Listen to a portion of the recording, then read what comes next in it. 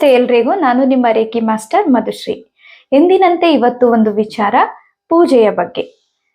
ಕೆಲವಾರು ವ್ರತಗಳಿದ್ದಾವೆ, ಆದರೆ ಈ ಒಂದು ವ್ರತ ಮಾಡೋದ್ರಿಂದ ಸಾಲದ ಸುಳಿಗೆ ಸಿಗಾಕೊಂಡು ತೊಂದರೆಗೊಳಗಾದವರು, ಮತ್ತೆ ಸಮಸ್ಯೆಗಳು ಜಾಸ್ತಿ ಆಗಿರುವಂಥವ್ರು, ಮನೆಯಲ್ಲಿ ನೆಮ್ಮದಿ ಇಲ್ಲ ಅನ್ನುವಂಥವ್ರು, ಅಥವಾ ಪ್ರತಿಯೊಂದು ಒಡವೆನೂ ಕೂಡ ಅಡ ಇಡುವಂಥದ್ದು, ತುಂಬಾನೇ ಕಷ್ಟ, ಹಿಂಸೆ ಆಗುವಂಥದ್ದು ಇದ್ದಾಗ ಈ ಪೂಜೆ, ಈ ವ್ರತದಿಂದ ಪ್ರತಿಫಲ 100ಕ್ಕೆ 100ರಷ್ಟು ಸಿಗುತ್ತದೆ. ಅದೇ ಯಾವ ಪೂಜೆ ಅಂತ ನಿಮ್ಗೆ ಆಲ್ರೆಡಿ ಗೊತ್ತಾಗ್ತಿದೆ, ನಾನು ಹೇಳೋದ್ರು ನೋಡೇ ನಿಮ್ಗೆ ಗೊತ್ತಾಗುತ್ತೆ ಯಾವ ಪೂಜೆ ಅಂತ. ಅದೇ ವೈಭವ ಲಕ್ಷ್ಮಿ ವ್ರತ. ಈ ವೈಭವ ಲಕ್ಷ್ಮಿ ವ್ರತವನ್ನ ಯಾರೇ ಆಗ್ಲಿ ಮುತ್ತೈದೆಯರು ಮಾಡಿದ್ದೇ ಆದರೆ ಅವರಿಗೆ ಪೂರ್ಣ ಫಲ ಪ್ರಾಪ್ತಿಯಾಗುತ್ತದೆ.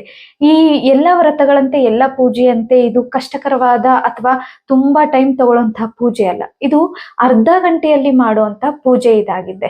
ಪ್ರತಿ ಶುಕ್ರವಾರ 8 ಶುಕ್ರವಾರ ಸಂಜೆಯ ಸಮಯದಲ್ಲಿ ಕಳಶವನ್ನಿಟ್ಟು ಕೆಂಪು ವಸ್ತ್ರ, ಕೆಂಪು ಹೂಗಳನ್ನ ನಾವು ಪೂಜೆಗೆ ಸಮರ್ಪಿಸೋದ್ರಿಂದ, ನೈವೇದ್ಯಗಳನ್ನ ಮಾಡೋದ್ರಿಂದ ನಿಮಗೆ ಆ ವೈಭವ ಲಕ್ಷ್ಮಿ ವ್ರತದ ಪುಸ್ತಕವೇ ಸಿಗುತ್ತದೆ. ಅದರಲ್ಲಿ ಪ್ರತಿಯೊಂದು ಪೂಜೆಯ ಬಗ್ಗೆ ನಿಮ್ಗೆ ತಿಳಿಸಿಕೊಡಲಾಗುತ್ತದೆ.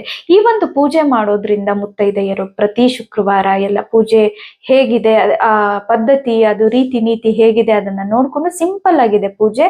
ಆ ವೈಭವನು ಕೂಡ ಅವಳು ಇಷ್ಟ ಪಡೋದಿಲ್ಲ. ಅಂದ್ರೆ ಸಿಂಪಲ್ ಪೂಜೆ ಮಾಡ್ಬೇಕು ಅವಳಿಗೆ.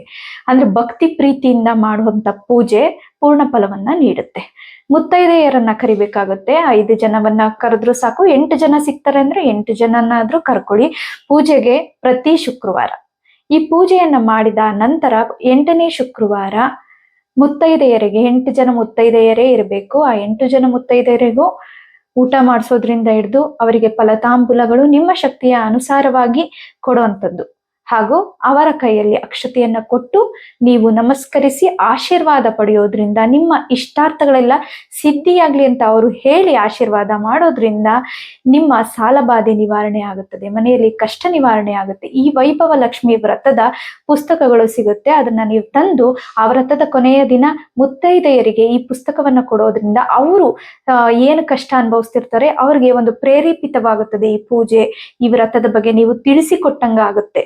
ಹಾಗಾಗಿ ಈ ವೈಭವ ಲಕ್ಷ್ಮಿ ವ್ರತ ಪ್ರತಿಯೊಬ್ಬರು ಕಷ್ಟದಲ್ಲಿರುವವರಾಗ್ಲಿ ಅಥವಾ ಕಷ್ಟ ಇಲ್ಲ ಅನ್ನೋರು ಕೂಡ ಸಂಪತ್ತು ವೃದ್ಧಿ ಆಗುತ್ತದೆ. ಹಾಗಾಗಿ ಪ್ರತಿಯೊಬ್ರು ಈ ಪೂಜೆಯನ್ನ ಮುತ್ತೈದೆಯರು ಮಾಡೋದ್ರಿಂದ ನಿಮಗೆ ಪ್ರತಿಫಲ ಆ ಲಕ್ಷ್ಮಿಯಿಂದ ನೀವು ಪಡಿಬಹುದು, ಪೂರ್ಣ ಫಲನ ನೀವು ಪಡಿಬಹುದು, ನಿಮ್ಮ ಕಷ್ಟಗಳೆಲ್ಲ ನಿವಾರಣೆ ಆಗುತ್ತದೆ. ಹಾಗಾಗಿ ಪ್ರತಿಯೊಬ್ರು 8 ಶುಕ್ರವಾರಗಳು ವೈಭವ ಲಕ್ಷ್ಮಿ ವ್ರತವನ್ನ ಮಾಡಿ ಅದರ ಫಲವನ್ನ ನೀವು, ಪೂರ್ಣ ಫಲವನ್ನ ನೀವು ಸ್ವೀಕರಿಸಿ.